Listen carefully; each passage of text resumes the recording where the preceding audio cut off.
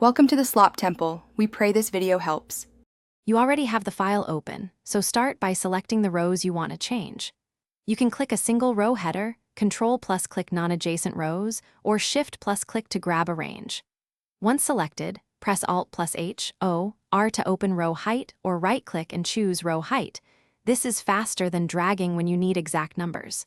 You do this because numeric entry yields consistent spacing, important for printing layout or aligning with other elements. Now you set the precise height.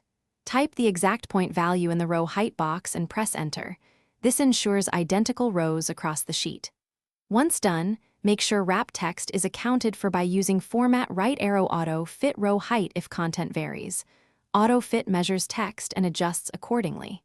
If you prefer a visual approach, drag the row border, hold Alt to snap sizing to cell grid. You change height this way, because consistency and fit reduce layout errors and improve readability. To finish, inspect Print Preview or Page Layout View so you see true spacing across pages.